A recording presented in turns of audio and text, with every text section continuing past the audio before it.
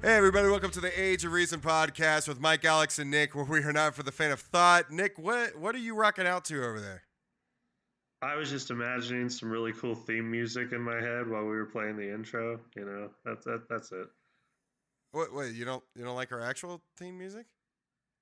I don't know. I just maybe I don't know. I for some reason I had Guns N' Roses in my head. I was just What song? Like Welcome to the Jungle. I was gonna say that or Sweet Child of Mine.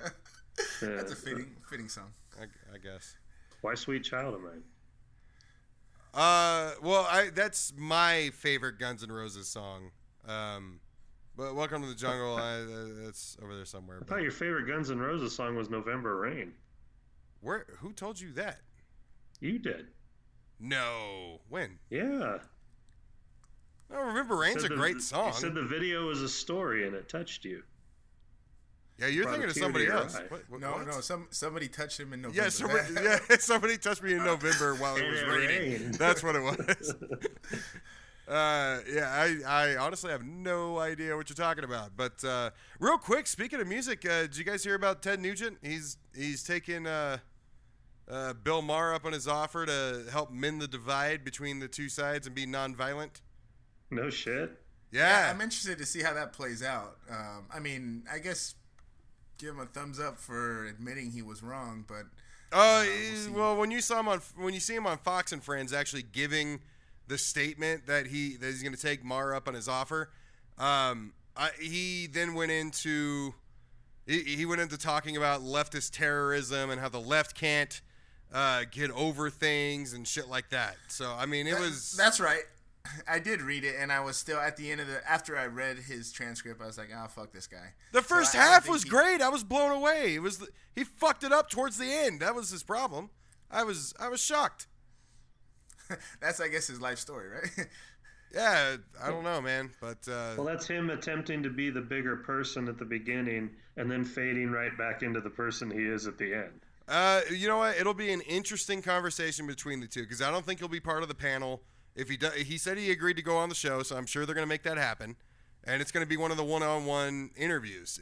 It'll be interesting to watch, but I don't know. Maher's been really trying to reach out to the other side. He hasn't been firing at people like he was up until this year. So I don't know. Who knows? I think speaking of firing people, I think it's pretty funny. I mean, obviously not that the shooting is funny, but once a liberal, quote unquote, a Bernie supporter shoots a Republican, they're like, wait a minute, these guys know how to shoot guns too. We gotta stop the dangerous rhetoric here. I was hoping they would be like, we need to get guns off the streets, said Mitch McConnell. Like, that would have been fantastic. I would literally check outside to see if there had been a new ice age or some weird shit had happened. Or pinch the shit out of yourself. I was in Narnia now if Mitch McConnell ever said, we got to get rid of the guns. Mr. Chairman, we of the right Republican GOP do believe that guns are bad. Okay. Anyway, that's my impression of the turtle. That's Alex, your impression of Mr. Mackey the turtle. It turned into Mr. Mackey, but it started as a turtle. Alex, do we have a Sunday school? Are we going to Sunday school today? Yeah, so it's not a specific topic, but I got a couple crazy stories that are just too good not to pass up. So all right, ladies and gentlemen, brothers and sisters, bow your heads. Let us think. Go ahead, Pastor Alex. All right, so the first one I got here is the death of Eglon. So Eglon was a king, a ruler, and he was one of the kings that oppressed Israel, of course. So God killed, I want to say Ehud, who was an assassin, and also the only left-handed person mentioned in the Bible. That's a fun fact. Yeah, it was so important that they mentioned that he was left-handed. They said he was different, and I guess. Well, that could mean a lot of things. You weren't even allowed to be left-handed. Like, teachers wouldn't allow you to write left-handed or anything till like the 1930s or something. Like, it was in the last 100 years that left-handed people were actually allowed to be left-handed. So I this guy remember was at my private school in the early '80s that they made the left-handed kid write with his right hand. Yeah, and if he's gay, he should be straight too. Moving on. that's for later. No, so Ehud went to assassinate Eglon. One thing I failed to mention about Eglon was he was horribly fat. So, So that's why he wants to kill him, because he's fat? No, because he oppressed Israel. But it comes around, right? So, Gluttonous bastard. Wait, no, Eglon oppressed Israel or Ehud? No, Ehud was the assassin. Eglon was the king who, as a king, he made policies that affected Israel. So the Israelis got dominated by a man named Ehud. Well, back then, I mean, the Israeli, they had a pretty shitty. I mean, they wandered around for 40 years, so they had worse problems. But I was gonna say, that sounds like the guy that works at the yogurt store. He shouldn't be your ruler. So wait till it finishes, right? So Ehud, with his left hand, pulls his sword out and plunges it into the fat king's belly. So even the handle sank in after the blade, Jesus. which came out his back. But Ehud could not pull the sword out because his fat had closed over it. This is some weird. Now, wait till it ends, right? So right. the story ends with the king Eglon shitting all over himself and dying, and his helpers heard him shitting, and they didn't rush to help him because they thought, oh, he's taking a shit. So by the time they finally bust into the royal bathroom, he's over there full of shit and dead. Okay, now wait a minute. I don't declare to be a biblical expert, but I spent many years in the Catholic Church, and I don't remember this story. Was this in the Bible? This is why we have Skeptic Sunday School. Just to pull up the shit nobody knows. The stories that they don't want you to know. I mean, I didn't make this up. I think it's in the Judgment, Book of Judgment, I want to say. But if you want, I'll get you the exact script. Yeah, I want to read the exact verbiage to that because that sounds amazing. They said defecate. It's defecate. and just for the record, this story is Judges 3:12-30. Ooh, And it can be found. Again, the Israelites did evil in Bible Gateway. That's the very first thing I popped It's up. always funny because when I'm looking at these stories, like to get a different perspective or whatever, it's always a Christian trying to justify this. Like, oh, it's funny how like Job was a good thing, or God really meant the story is don't be afraid to fuck fat chicks. That's the whole symbolism of the sword and trying to get around the folds into the mushy goodness. Nice. I Wait like a minute, though. It says here that God gave Eglon the right to rule over Israel because the Israelis were being so bad. But he also gave Ehud he put the thought in him to kill him. So I mean, what kind of fucked up shit is that? Why would he put this other dude in charge and then go, hey, Wait, go kill this guy I just put in charge? Wait, next you're gonna say that God doesn't root for football teams at the Super Bowl, and that he's secretly going for both. Tom Brady says that he helped. So. Yeah, so did Tebow. Well, but and every other quarterback that's ever won the Super Bowl. I saw in the tabloids that Tebow's been a bad boy, so he's no longer in the good graces of God. Oh my! As much as I love talking about Tebow, he premaritaled. All right, hold on. Let's move on to the next one so we get more of this out here. I got 3 more of these that are pretty much just as oh, I can't wait. All right, let's do it. So this one is the death of E-R, right? So died. I didn't get the context around how he died, but so basically he had a brother named Onan, and I guess back then it was your brotherly duty to impregnate your dead brother's wife. At first he was apprehensive. I don't know about this, whatever. Finally he gets talked into it. And he's banging away, and I think this is the first documented history of the pull-out method.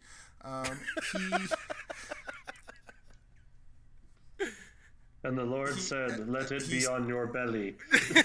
Well, apparently he pulled out and spilled his seed upon the ground, and Oh, is that where that comes from? God didn't like that. Yeah, that's where that comes from. It's It's just- biblical. Yeah, What God are you didn't talking like about? that. It reminds me of that Shakespeare does a porn skit where how dark a night and blue a load upon the body became a golden shower, around the neck a pearls. Like, oh my God! All right, hilarious. So yeah, so God killed him for not coming in his brother's wife, and yeah. Wait so a that's minute. We don't know that it was because he didn't come inside. We just know that he was pissed that it hit the ground. So yeah, there, he wasted as it. a scientist, much experimentation needs to be done. It needs to go into a sock, a Kleenex, a rag, on a belly, on a face. It needs to go in a lot of places to find out what God really doesn't like. Well, Continue. God hasn't. I'm sorry. God hasn't stricken me down yet. So I think. See, wherever you're putting it is the right place then. I'll have to write that down. Oh my God! I got that stuck in my head. There you go. What? That's a t-shirt. T-shirt. What beyond the beaver breaks? It is the yeast. Whoa, Sorry, whoa, the yeast. I'm in my own fucking head over here. All right, you stay over there. I got two more for you. No, wait, hold on. Before we move on, real quick, one question: This is the verse that Christians use to damn masturbation? Masturbation and abortion, kind of. Yeah, like the Okay. sperm is sacred. You know, so it's like wasting What- of the how sperm. does Well, that we have to all do with put our socks masturbation? in a sacred place in order for them to not be found. Because Well, because if you spill your seed on the ground, you know, presumably you're by yourself, because otherwise, you know, your And it's- partner should help you out. and with it's that, precious. Well, because- wait, but he spilled his seed when he was with somebody. no money shots. Money goes to God. No money shots. But as Billy Connolly said, sperm is precious. You only get 100 of these. After that, you fucking drop dead. It's not like we could just make more sperm. It's not like our balls are always at work. And wanna really, remember- hold on, I have a point here. What's worse, us not wasting sperm, because, again, we always continue to produce more and more until a certain age. What's worse, us doing that or the fucking religious people that vow lives of celibacy? That's very wasteful. And you Well- know they're jacking off. I would encourage more religious people, especially after seeing whatever plus 18, be celibate. Stop having kids. Please No, go, I would spill like thy to seed on the floor. No celibacy. I want to encourage religious people. Everyone out there who's religious, gather around. I want to tell you something. Masturbate. Masturbate all the time.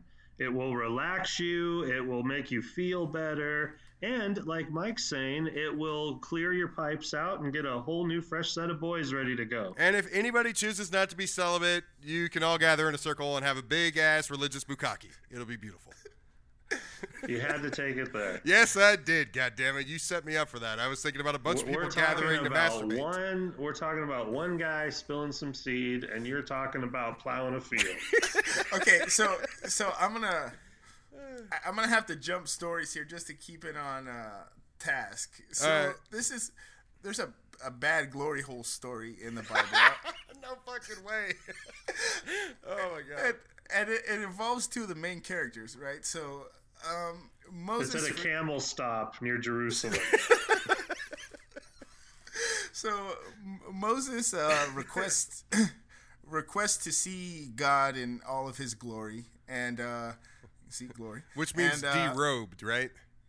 and you can interpret based on interpretations.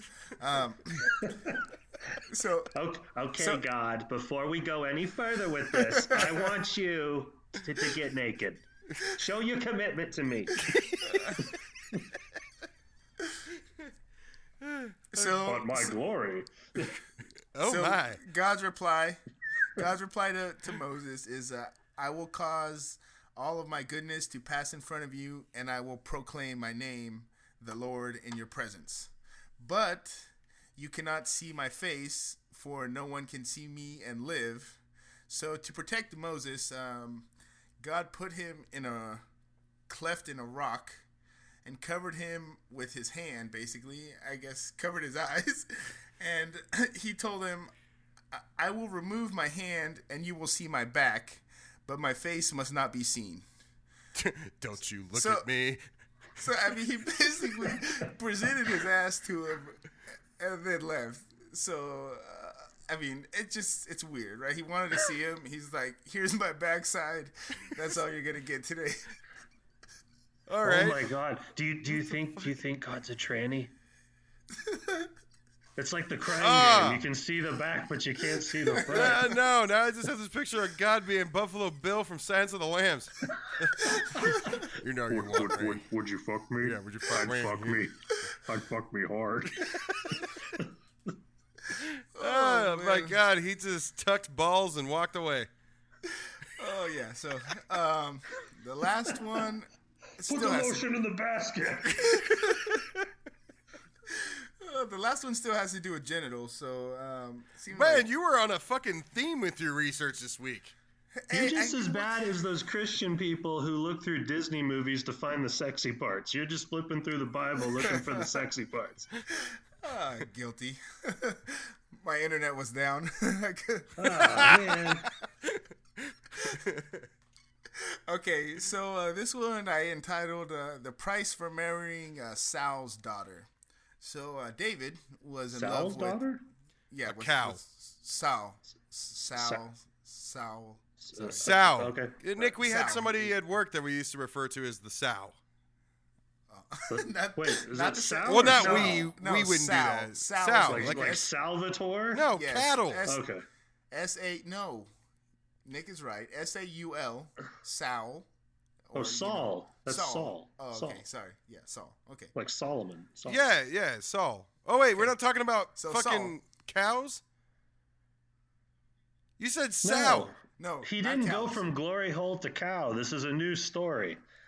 Thank you. Glory holes, Follow along, gluttony. man. I thought we were moving on to. We're eventually going to get to farmers fucking sheep. That's what I thought was going to happen. All right, whatever. So David asked Saul what it would take to get his daughter's hand in marriage, and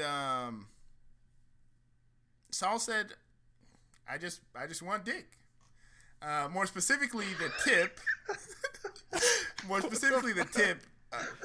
He said, "If you bring me 100 foreskins, you may marry my daughter." Oh, right. I remember this story now. Funny thing, they left it out of the Bible special I was watching. So, David, being an overachiever here, brings back 200 foreskins. He doubled the amount. Of course, he killed the people whose skin was attached to the... Why would you want to live after that? Wait. Quick sidebar. So I've got 98 foreskins that come to you guys. So I'm like, yeah, Please. bro. Hey, I really love her, man. I really, really love her. Oh, it's just a tip. Jesus Christ. Come on, guys. I'm not taking off a piece of my dick so you can stick yours into something that you love. No. Sorry. Here's the other thing. Do you know 100 people? Do you know 100 guys? Do you know 100 guys that would do this for you? Well, that meant he had to track guys down, hold them down, and do this. Yeah, he killed them. Oh, Yeah, this was wow. probably in battle. Or I mean, basically- imagine after you killing somebody. Or I gotta take a little snip here. Excuse me. So or- he's like the Jeffrey Dahmer of the Bible. no, it's either that or there were 200 very disappointed hand job customers behind the local 7-Eleven. This is Moses' glory hole. He just put them in there, Oh, yeah, snip. put it through, and then he had the scimitar, and he's... Oh, that's horrible. The I end Bible up didn't always tell me all these taking more stories than were I need, connected. but... Oh man. Wow.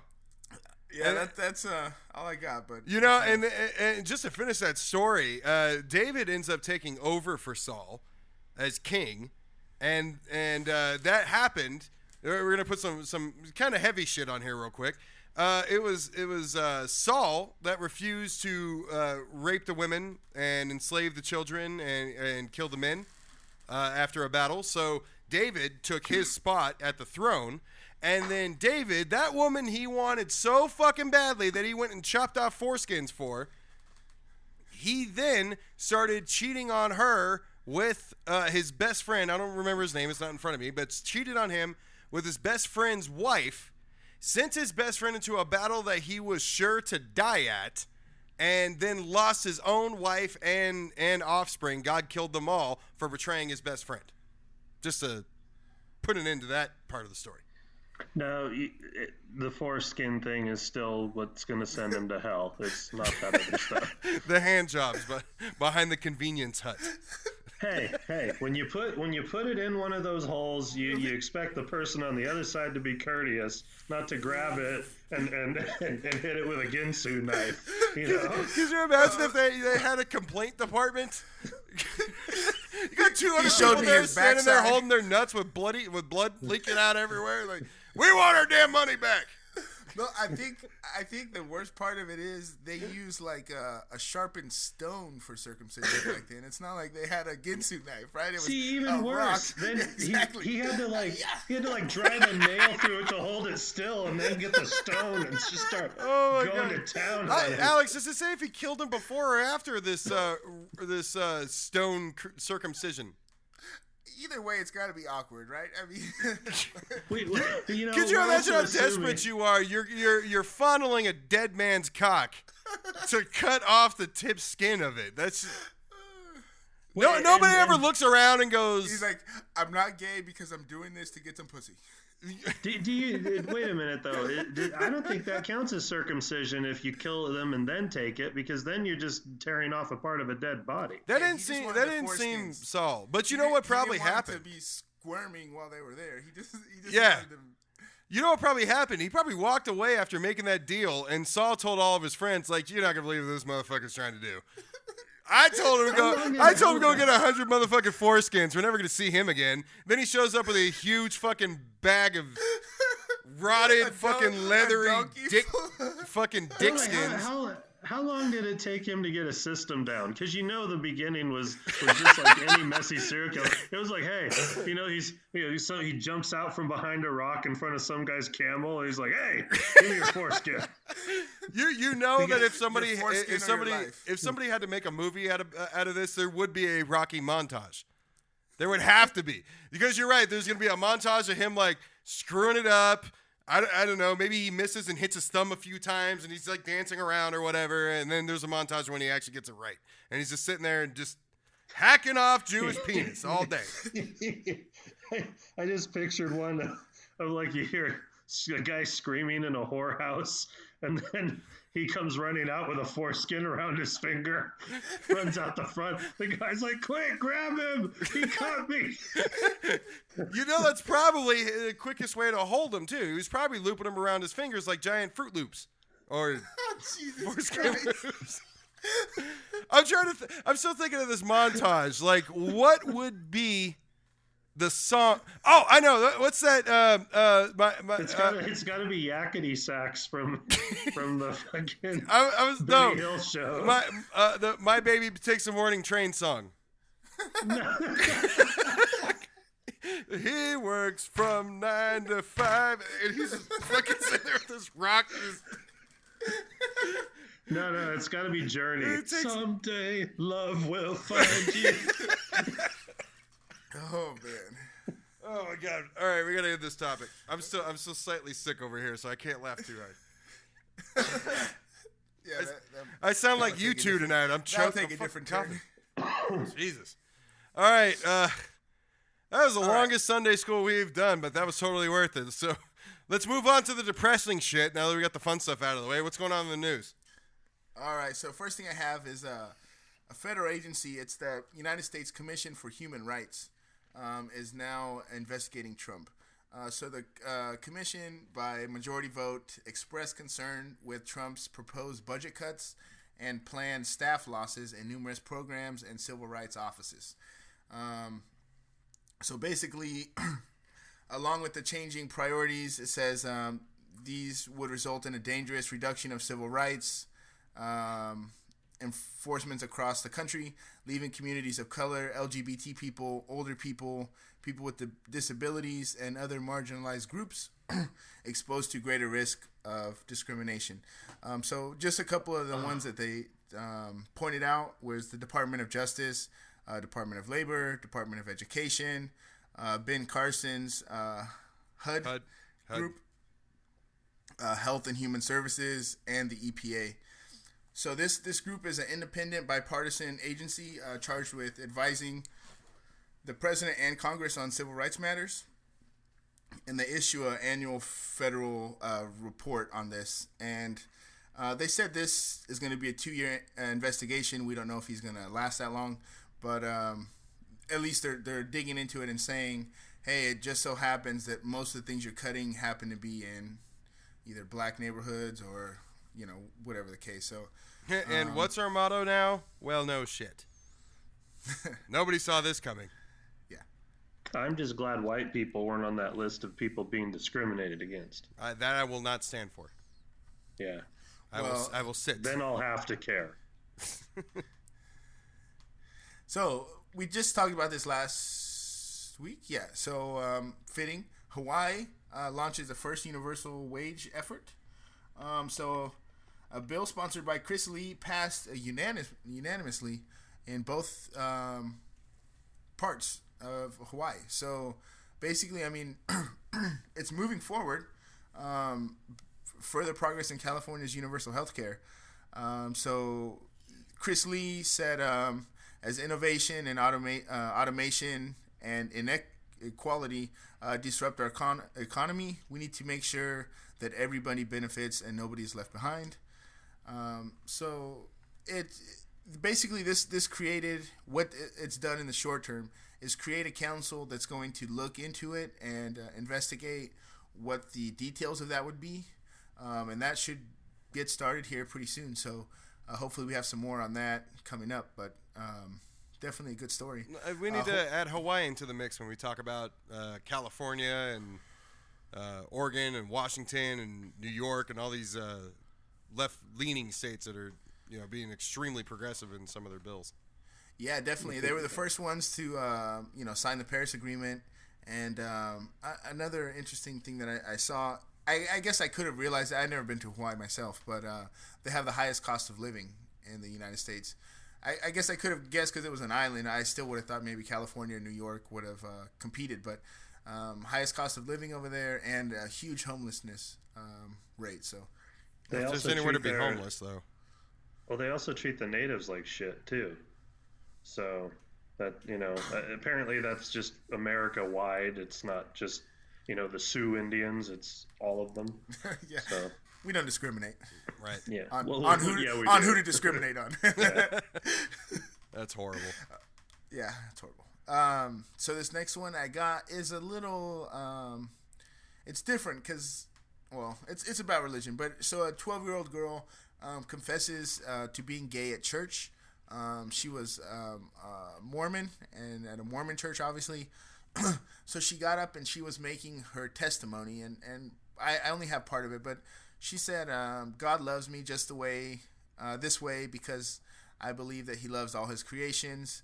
And then it was at that point that her microphone got cut. But she went on actually to make some pretty good, arguments about equality and just how, basically God should love everybody or whatever. And even though she's obviously still Mormon, I imagine it's only a matter of time before she realized it's all bullshit. But yeah, her mic was cut. She was asked to sit down. Her parents, her mom said that she's only 12, so I got to give this girl credit for being emotionally intelligent and realizing, where she's at. But she's been asking since January to give this testimony in the church. Her parents just okayed it, obviously, I think in May. And she left the church obviously crying and in tears. And she said she worked really hard, on saying exactly what she wanted to say. And they thought it would be more harmful to silence her or give her reason to feel like she's wrong. So I just want to give a shout out to her because I'm sure that was not an easy thing to do. No, of course not. But I think you're right. I'm sure it doesn't. I just hope one way or another it works out for her because even though now she's probably not going to that church, she still has to live in that house. being No, her 12 parents. years Her older. parents were supporting her. Oh, they are. Yeah, her parents were supporting her. Oh, So, I must have misunderstood you. Okay, that's great. yeah. Good. I mean, Yeah, I misunderstood that too. she can have she can have her battle with Mormonism and religion as a whole if that battle ever comes. But at least for right now, that's good news. So, yeah, I mean, I don't understand why somebody would take anything over their own love for their kid. I'm not a father, but I don't know. That doesn't make sense to me. Your daughter is telling somebody's a 12-year-old girl is courageous enough to confess an unpopular fact about herself, and she's shunned for it. I mean, we should be like we are right now, I guess, praising that kind of courage. But hey, that's religion. So, moving on. What do we got here? The Dakota Access Pipeline. We got a little bit of good news here. So, a district judge by the name of James Bossberg has ordered the Army Corps of Engineers to reevaluate the environmental impact of the Dakota Access Pipeline construction. He submitted a 91-page decision based on the fact that the federal permits were filed incorrectly and did not adequately account for the negative impacts that the construction of this pipeline would have on fishing, hunting, and environmental justice. Let's not forget the company that's in charge of building the Dakota Access Pipeline, at least at one point, we won't know until we see tax returns, which we will kind of get into in here in a sec, had investments from Donald Trump, and this does not mean that the construction has been halted. This basically means that there's a chance that it could be halted. They are allowed to pursue the rest of its construction, although it did start flowing oil in May, so it's already kind of working. But I mean, they're I don't know. We got to take what we can get at this point. I mean, this has been this is the worst I've seen protesters treated since videos from the 1960s. They were very reminiscent of civil rights. So I mean, I guess every little win we can get, we should acknowledge. Yeah. Hopefully, hopefully. I mean, this is again where we're hoping on the judges basically across the country to save us. Well, I mean, they did it with the Muslim ban. I mean, for now, they keep moving the woman that's tied to the tracks further and further away from the train, but they're still tying her on the tracks. So, I mean, well, and this feels kind of, I don't know, like it's a win, obviously, but it feels just a little bit not like a win because this judge is kind of ruling on a technicality. He's not necessarily ruling in favor of the environment or in favor of helping out the Native Americans. It's just, this could be, I mean, I don't know where the judge stands on this as far as his legal or personal opinion goes, but it could just be one more chance to throw the wrench in the gears. And I mean, you always hear about things being tied up in court and cases like this taking forever. And of course, Trump came along with an executive order his second day in office, at least in his first week, and pushed this through. You know, I applaud anybody that's trying to tie up anything legally that Trump is trying to get done, because I don't know, hopefully at the rate that he's going with every bit of controversy we have, like some of the stuff I'm about to get into, it just brings his impeachment closer and closer. Hopefully. I'm praying to all 4,200 gods. Anyway, so Reply all.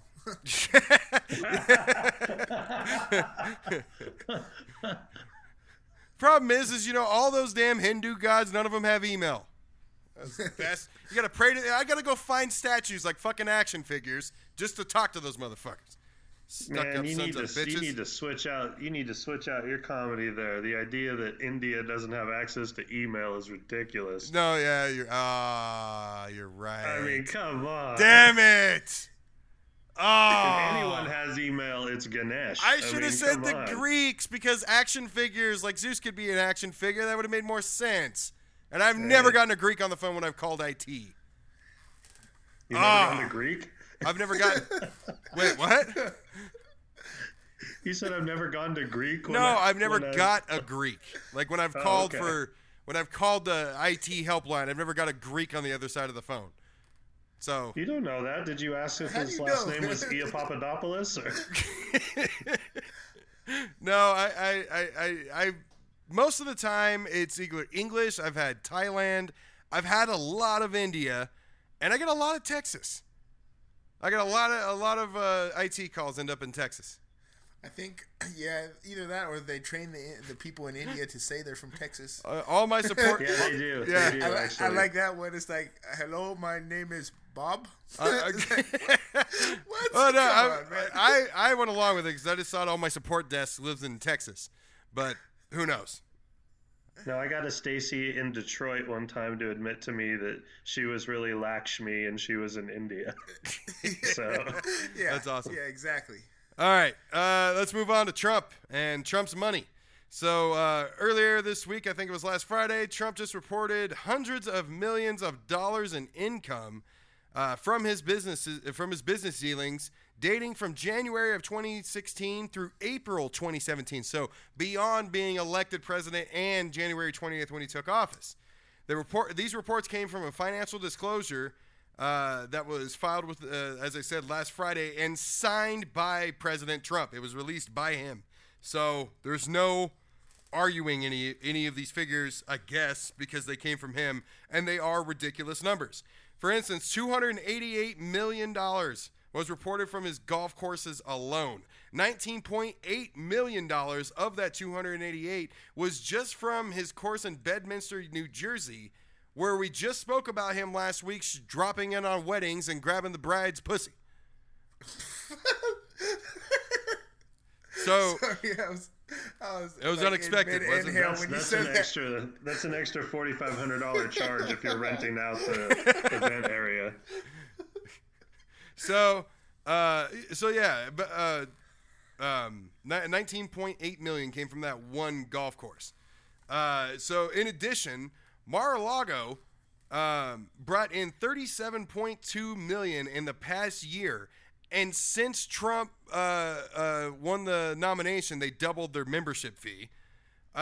His Washington hotel, which we were just talking about last week, that just opened in September of last year. It's already brought in 19.7 million.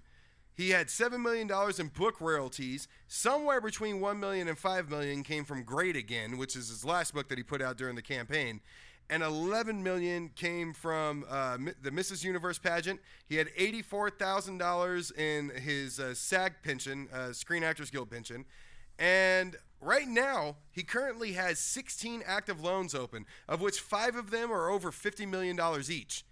But he also has 3 of those loans that only amount to $1 million, actually just under that. So he's got 16 loans out right now. But this is all from him. He signed off on this. Yeah, but that's how rich people do it. They take out loans. It ends up saving them money like that. But I mean, the other part, and the part that I read that was interesting was when it broke it down. I think from when it talked about the same disclosure from last year, and it talked about his profit up until then, and then compared to now, with 1 year being president, it appears like he's making much more money now that he's president. In the same properties, right? Yeah, and this roughly amounts to $600 million, but because he kept using ranges of 1 to 5 million and above 50 million or below 100 million on a bunch of these line items, nobody really knows for sure, but we're looking at like 600. Nick, are you watching a Sharks game or something? No, MSNBC, and I don't know if this is old news or what, but they're just putting at the bottom scroll here, Sean Spicer to be reassigned. Oh man, I'd rather have him than Huckabee Sanders. I'd rather have anybody than any descendant of Mike White fucking Huckabee. White House is also going to start limiting the on-camera press briefings. That's probably in their best interest, honestly. I mean, that's a horrible thing to do, but Yeah, No, because I guess on Friday, Sean Spicer wouldn't allow cameras in, and he wouldn't allow the reporters to have any recording devices. I heard that. Yeah, I guess for some reason that frowned upon by the press media. Goddamn. So, anyway, back to Trump's money. So, we're looking at $600 million, and that's between January and April of this year. So, this was the whole point of the blind trust. He shouldn't even know what's going on with his companies right now. And, as we talked about last week, he's got the old post office that he turned into the hotel on Pennsylvania Avenue that everybody's concerned about, that foreign diplomats and for anybody representing another country that wants to gain favor with Trump may just stay at his hotel and then tell him, like his cabinet members, how amazing he is and the hotel was and all that shit, and then they get an arms deal. And how about the fact that his two idiot sons who are running the company are out there speaking upon his behalf as a politician every freaking day. Yeah. One of them, we haven't brought it up. I think it happened maybe before the last show or in between, but where he said Democrats are not even humans or something. It's just. Well, they're getting him in trouble too. They're out there saying, yeah, we have a lot of business ties with Russia. Like they've both gone out and said that in the last few weeks. And they're both doing this with our money. Yeah. Secret Service protection. Under secret, yep, exactly. But it's good. Melania did move into the White House last weekend.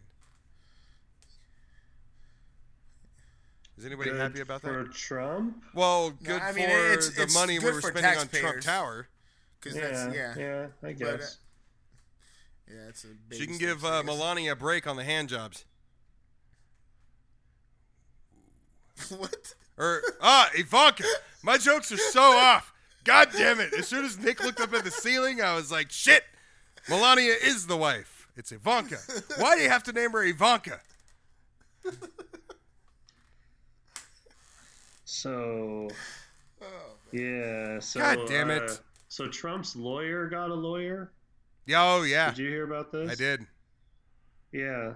What the hell's going on there? Dude, why does your attorney need an attorney? It's about to collapse. I mean, I hope. I mean, our greatest chance of it collapsing, I think, is kind of on the horizon. Mueller, the special prosecutor, or Mueller, has he's got like a team of like 13 top of the line attorneys and a huge team put together to go after all this. So just we'll to answer see. your question, Nick, I don't know if you've seen Trump's lawyers. I have. Yeah. Do they look like his doctors? For knowing they sound like him, like for all the money he has. You just talked about as much money he has, right? He picks idiots for lawyer. That one of them's misspelled president on the freaking official. I mean, it's just like it was like Predicente or some shit. Yeah. Yeah. Well, Trump only knows certain types of people. Like he may know a big wide swath of them, but really the people he deals with on a daily basis are probably a little scumbaggy, and he has this stupid loyalty thing in his head, so he just keeps going with these people. There's like, oh man, you struck out every time tonight. You know what? We're gonna put you up first next game. It's like what the hell's in his head? And now his attorney's got an attorney, and I'm picturing in court, the judge asking the attorney a question, and an attorney standing up and saying, "My client refuses to answer that under the Fifth Amendment." That's perfect. And the attorney just sits there. I don't even know how the hell that happens. He asks the attorney a question, the other one says, "I object." After Comey's statement and Trump's lawyer came on to give Trump's version, I guess he didn't take press questions. They ran to the elevator.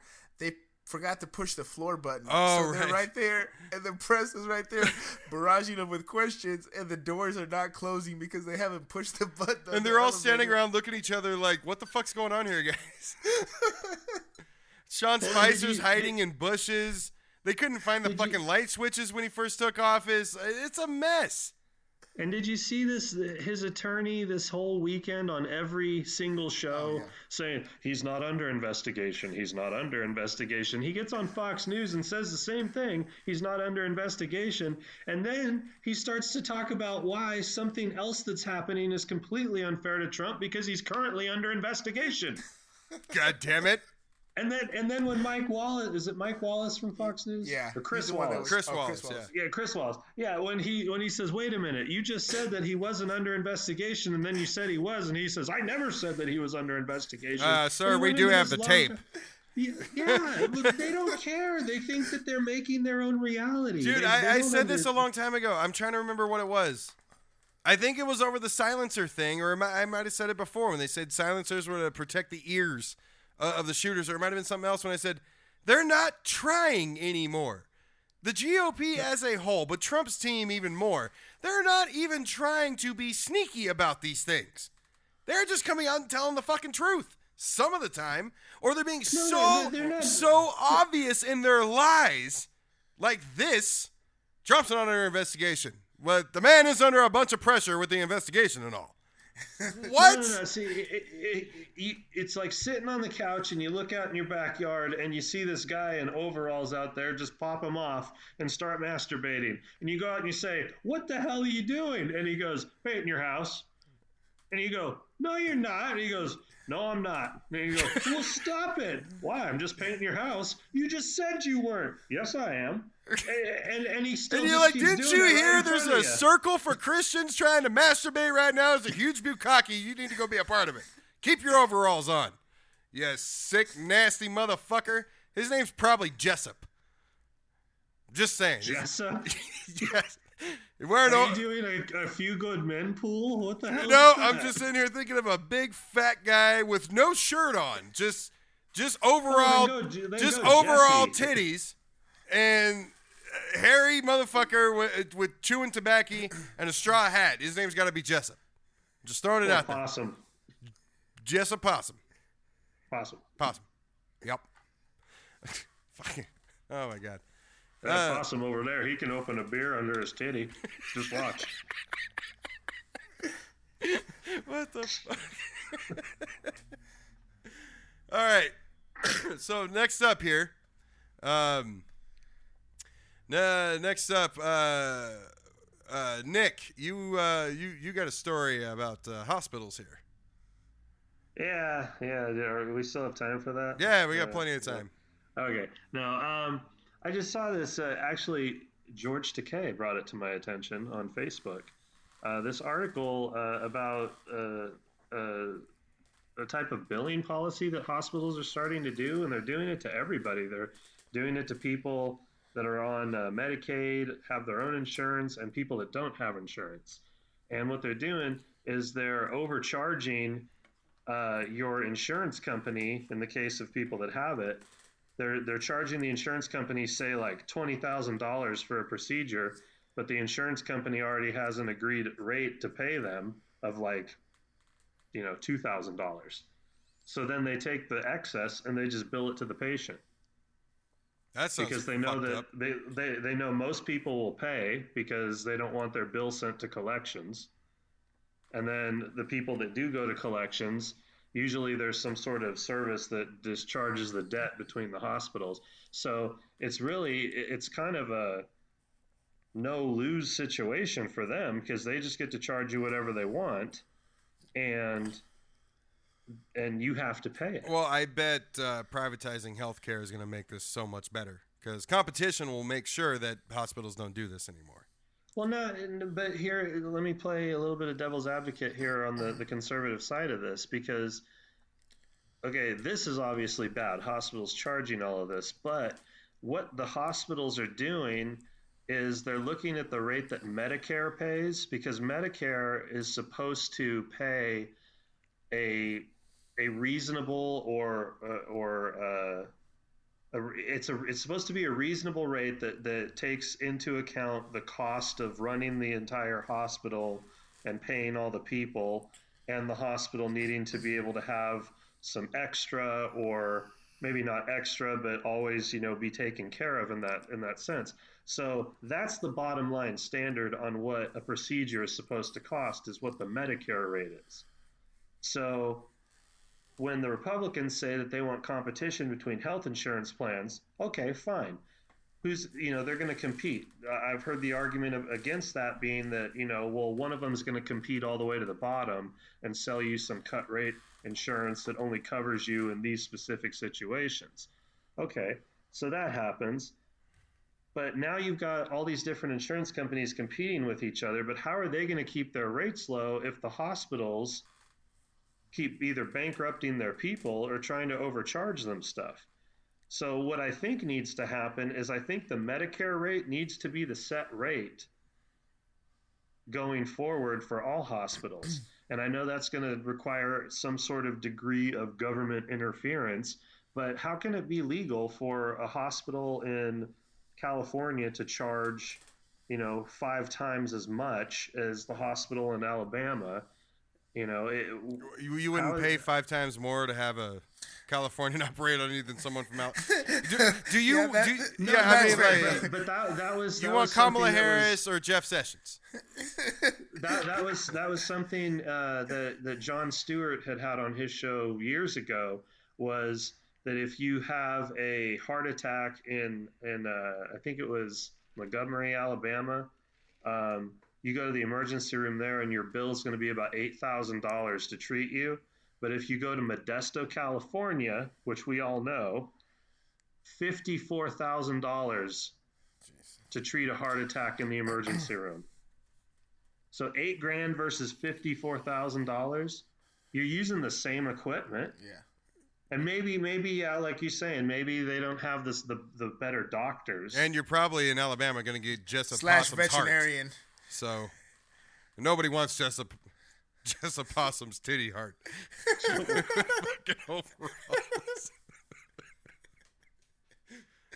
Dude, his name is just Possum, all right? No, it's Jessup. I named him first, goddammit. The only 2 powers I know of is Colonel Jessup and the Lord our God. That's the only time I've heard Jessup. Me too, and it just popped in my head. I'm like, Jack Nicholson. That was from A Few Good Men. Hey, Jack Nicholson's got some old ass titties nowadays. He's not even acting anymore. Hey, don't speak ill will of Jack Nicholson. I love Jack Alzheimer's. Nicholson. Back to you can still crack a beer open with his fucking nipples, though. I guarantee it. So back to healthcare. No, I mean, to your point, right? Something needs to be done nationally, and Medicare for all is really the only viable solution at this time. We need to cut the insurance companies out of the whole pie, and hold on though, just to give cut the Republicans a little weenie here, working across the aisle.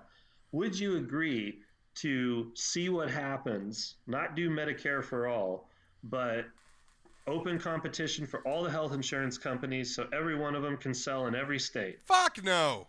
And, hold on. And at the same time, put in place a Medicare pricing scheme for every hospital in the nation. So everyone gets charged the same amount for their health care. The only difference being maybe regional hospitals that are like out in the boonies, they might get to charge a little bit more based on the cost to get the stuff out. Where's your major competition? The Republicans won't go for that because that's not free market. So it's not just free market. That's so not competition. 2 points. That's hospitals. They're not supposed. Hospitals are not supposed to be privatized. I totally agree with you, but the Republicans won't. So that's not cutting them any weenies. Maybe just the tip of the foreskin, but that's not enough. That's allowing them to have their insurance market stuff. No, okay, so just for example, right? The reason why that point that they keep bringing up, and now it's Trump's drum that he would say is, we need to open up the markets to in between states. There's a couple states that have them, and no other insurance companies. It doesn't work, right? Because if you were based in California, why would you want one insurance person in Wyoming who you had to deal with and who would be calling you from Wyoming when there's an insurance company that's probably your sister company in Wyoming?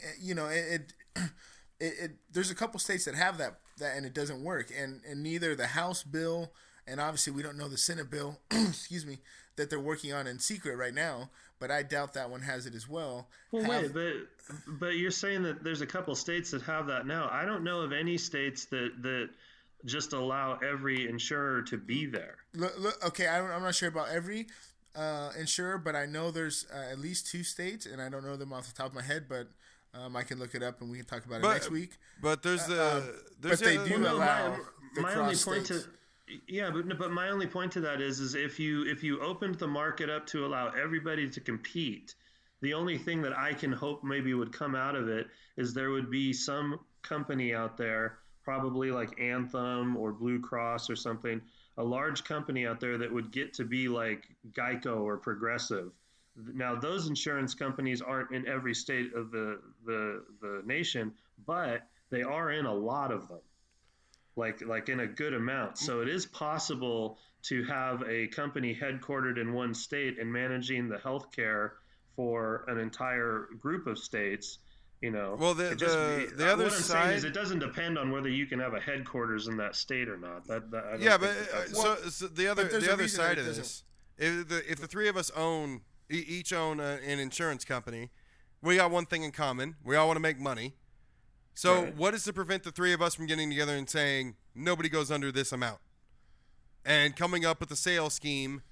And this has happened with everybody. The only industry that has ever gotten all partners together, all developers to one spot, and agreed on a price that was reasonable, and agreed to not go over it, and hasn't since the 90s, is the gaming industry. The video game industry, a Nintendo 64 costs just as much as a PlayStation 4, and a Nintendo 64 and Sony PlayStation video game costs just as much as they do now. And they have not gone up. There's collusion, right? So it's illegal to do what you just said, right? No. They got together and set a low price and agreed on the same price for all of their products. I don't think that's or it's going to be true. lower. It is true. I think market, just because the new Xbox came out at $500, right? And you can buy the new PlayStation for $400. No. If it's an upgrade, that's different. If it's a special edition, that's different. But you have to look at, why is it then that since the 1990s, every video game has been between $55 and $60. Every video game. What you're talking about is they agreed upon a lowest price. That Sony's not going to come out and charge $20 for their brand new games. No, a highest price. Everyone else is charging $60. No, a highest price, because Nintendo Wii comes out with new games all the time. Back when Wii was the thing, they were only $20 or $30 a pop. You can go below that, but you can't go over it unless you're releasing some sort of special edition. This is why every game, no matter what system you're playing it for, as long as it's not a special edition, has been the same price since the 1990s. But they haven't. They haven't, they haven't, and I mean, what the hell are you guys talking about? Much time because I'm as I'm reading for the new Xbox, and now after E3 they announced the price, but before that they were making different arguments about different price points, and that's the case I think for every single time. You have your price point, like what am I offering compared to the competition? Xbox isn't coming out with a new system; they're coming out with an upgrade to the Xbox One. That's different. But it's got a completely new chip. It's got a completely new motherboard. It's an upgrade. It's not a different system. It's going to play the exact same games. There's a difference there. Every one of them have done that. Okay, but it's not just for the Xbox One X, right? It's for every single time that they come out. There's a conversation about price point. No, with a new system, not a special edition. No, that's why every system starts off at $399. Okay, every new basic system. That's false? I can tell you it's not false because I've read articles on this. Look for Xbox One's original release price. Okay. Hang on. How much was it?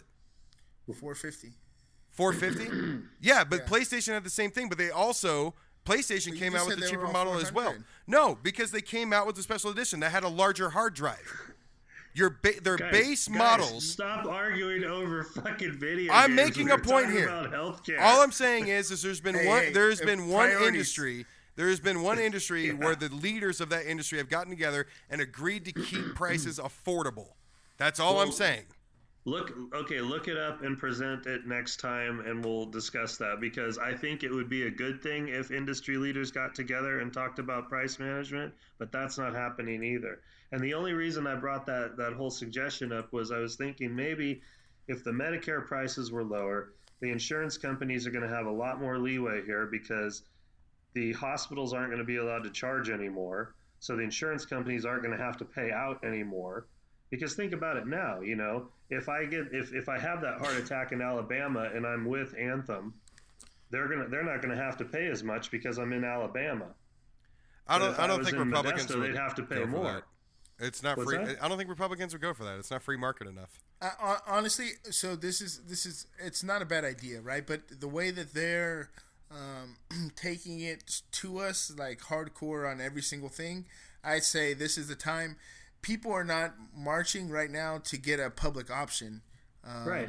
People are marching right now to get universal health care. And not just in California, I mean, across the country. So I think now's the time, with the momentum of the people. And I know, the people's what the people wants never reflects what Congress does. But I think we're starting to, public opinion is starting to sway towards a single payer. And I think we should take that momentum and keep driving forward. Right. Well, let's move on to our last topic here. So I was watching the news today, and I saw that my state has some people that want to put forth a bill that makes it illegal for any child under the age of 13 to have partial ownership or full ownership of a cell phone. Now, when I first saw this, I thought it was to combat, Alex, you talked about a story about this when it came to underage children sexting or taking photos of themselves and then ending up all over the internet, and their lives are ruined, at least for a considerable period of time. It's not about that. It's about them keeping children off of cell phones because they're on cell phones too much. Now, whether or not you, it's not even about like bullying or any of that. That's not their reason. Their reason is that kids are spending too much time on the cell phone. Now, my thought is, first off, where's this going to lead to? We were just talking about video games. I mean, this sounds like some Nazi shit. Secondly, it's the same thing as fucking religion. If you want your fucking kids to follow that shit, if you want your kids to stay off the goddamn cell phone, keep your motherfucking kids off the cell phone. Don't tell me what to do with mine, even though I don't have any. But this is fucking ridiculous. How can these people in their right mind tell the government that they now have a right, and cell phone companies now have to ask whether, if this bill passes, cell phone companies will now have to ask parents who they're buying the cell phone for and what the age is. And if the age is under the age of 13, and they will even have partial ownership of the cell phone, they do not sell it to them. And if you are a return offender of violating this policy, you could face fines or cancellation of contract, in which you have to then pay your cancellation fee. There's got to be some sort of scientific algorithm to why people are continually stupid throughout history. I don't understand this. No, seriously. Genetics. Because when the printing press came out and there were books widely available, they started saying, you read too much. You always have your head in a book, and it's causing your mind to wander all the time. And they used to try to get people to not read a lot. And then the radio came out, and people's minds were being rotted by listening to The Shadow and Little Orphan Annie. And then all of a sudden the television came out, and then you remember your parents telling you not to watch too much TV. You'll go sit blind. too close to it because you'll go blind, or you'll ruin your brain. Yeah, and then the internet came out, and the internet's bad, and cell phones are bad. So next it'll be the implant in our mind that allows us to have sex with Scarlett Johansson while we're waiting on the subway. That would be fantastic. That is going to be bad for you, and the internet and cell phones will be fine. That I will definitely put my foot down for. But I mean, seriously, this makes us kind of sound like Republicans in a way. Keep your damn government out of raising my kids. That's kind of what it is. That's not sounding like Republicans. I mean, keep the government out of raising my kids that's a patriot statement. I mean, it's not. the government doesn't need. I mean, obviously, school is one thing. Aside from that, I mean, what size soda they can buy, whether or not they can buy a cell phone, that's not decisions for them. We as liberals went over the deep end with the children, because the Republicans used to be the protectors of the children and the defenders of the military, and now both parties do the defense of the military thing with the gotta remember the troops, support the troops, you know. But now the Democrats and liberals have become the party of save the children with the damn vaccination stuff and the over politically correcting of everything, and now this kind of crap. I agree with George Carlin. Also the whole, like, everybody gets a trophy, nobody's a loser. Yes, you know. And for anybody, that's all from liberal minds. Exactly, and everybody thinks that, like, because you're a liberal, you believe in this shit. I don't like participation trophies. And as far as your kids, I agree with George Carlin. Fuck your kids. No one gives a fuck. No one wants to see their fucking pictures. No one gives a fuck what's going on in little Timmy's life. It's not that goddamn interesting. Shut the fuck up. That's how I feel about it. And your kids are your responsibility. You say this now, but you're not a dad. Oh, for I mean, hey, I had an offsite meeting today where I seen a lot of people I hadn't seen in a while, and half of them asked, "How are my kids doing? And can I see a picture?" So, I mean. Hey, tell Carlin he's wrong. Go to his grave. I'm just saying, I agree. No one has to care about your damn kids but you. If you have more people that care about them, great. But I completely understand. But I only said what I said because I know you. And the first time that somebody insults your kid or pisses you off because of something about your kid, I do that over my dog. You're going to make other people pay for it, and then you're going to sit back and go, huh. My mother called my dog homely. I haven't talked to, she used a word like homely. I haven't talked to my mom in over a year. We're done. It's over. That's what I'm saying, man. Wait till you have a kid. No, I'm not waiting till I have a kid. All I'm saying is this. Your kids are your own goddamn responsibility. If you want your kid walking around at 5 years old carrying a 64-ounce fucking Coke, that's on you. Let me ask you this though, Alex, because it takes a village. If your kids were out playing, like, you know, playing on the block or something, and they fucked up or did something wrong, and another adult came over and caught them and, like, gave them a lecture and, like, brought them home to you and said they just broke a window or something like that, would you be cool with that? Or would you jump off on the liberal leg and be like, fuck you, motherfucker, prove it. Prove what my kid did. You don't know me. Yeah. No, I think it definitely depends on the way they did it, right? I mean, if they come over and knock on the door and say, hey, you know, I caught your son over here doing this, doing that. I told him, you know, this and that. And if it's legit, then yeah, you know, if my son comes home and say, hey, Dad, this guy just punched me because, you know, I stepped on his grass or something, you know, something like that. Obviously, it's different, but right. You're gonna walk out the door, Stanley. Get your ass. I think it just you know, depends on the situation. But I'm okay, and you know, I hope that this doesn't have to happen because in general I have good kids, but I would be okay with somebody lecturing my kid if they did something that was wrong, and if I guess this is a lot of ifs, but as long as that was something that I considered wrong too, you know, I mean, if you know what I'm saying, like not if it was a judgment call and the parents said, hey, I didn't like the way, you know, your kid was over there, you know, wearing his shorts baggy or something like that, that's one thing. But if he's saying, you know, if he was, you know, stepping on flowers or something, you know, like that, hey, that's not okay. And I what if he was using profanity? I was gonna say. I mean, that's a weird. I guess it depends. I mean, kind of the same. I give my oldest is 10, and in songs, you know, he can say different words, but I don't listen to it. Like, that's surprising because you didn't start using curse words till you were like 12. No, and he doesn't curse. He's a good kid. He doesn't curse, but he has, you know, like hell. I told him hell is not a bad word, you know, because we don't believe in it. So he says that sometimes, and I could see he says it to be cool, you know. Like right. Like, he looks around to do like a double take to make sure it's okay. Yeah, exactly. But my point to all of it was, though, is that, like, I remember, you know, my son when he was growing up, I never wanted to be that parent that just flew off the handle at something when somebody brought some negative attention to my kid. Because when I got the note from the teacher, I would read it and go, all right, what'd you do? I wouldn't sit there and be like, oh, how could they accuse my son of this? Yeah. Because I've seen so many parents and people have given me shit because I believe the adult instead of the kid.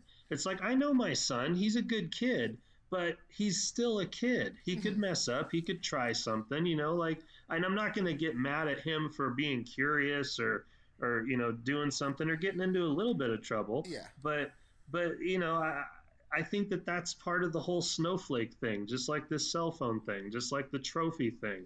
There's this like bubble that liberals live in when it comes to like their children and certain issues. And crap on me if you want for saying this, but I'm kind of saying the same thing that you were, Webb, that your kids are special to you, basically. They're not special. I'm not going to crap on. No, and that's not to say, like Alex, like you were saying, you saw people and they wanted to know about your kids.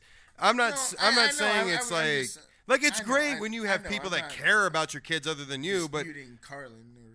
No, I get what you're saying. Not on this show, God damn it. No, but I mean, my entire point with that is, don't try to parent other people's fucking kids, especially through legislation. Not on this fucking level.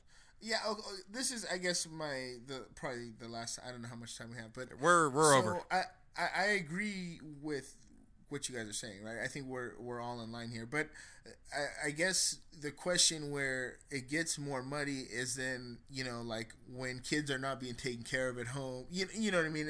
It gets it's obviously different, but we do step in as a government. Right. If kids are not going to school or things like that. So right. I mean we have obviously some limits, but this one is that was the point I was getting to, was we do care about kids and their health and their safety and stuff, but I think by us having this attitude where the children are so precious, we're pushing people away when it comes to other adults keeping an eye out for them. Well, I don't expect to be. I don't want to watch anyone's kid. But if I saw someone's kid in the parking lot about to get hit by a car, I'd step in. Or if they were just running through the that's parking the point. lot, That's where the stop clear them. line needs to be drawn. Is there some sort of danger to the child in what we're talking about with cell phone use? I'll tell you what. I'll vote for this fucking bill when we can take away home Christian schooling. When you can say that your fucking religious education does not add up to a public education. Did you guys see that bill? Did you guys see that video that we shared on the page? Alex, I think you did. Yeah. Okay, when that shit fucking ends, then we'll start talking about educating our kids a bit more and worrying about what the fuck they're doing. But when we have children that are standing in front of their moms that can't answer at 12 years old what 5 times 5 is, and when they can't do it, the mom says, oh, well, we're teaching them Jesus and creation, the important things, not really math. Fuck that. Hold on though. That's a whole different discussion. That's a whole argument about no.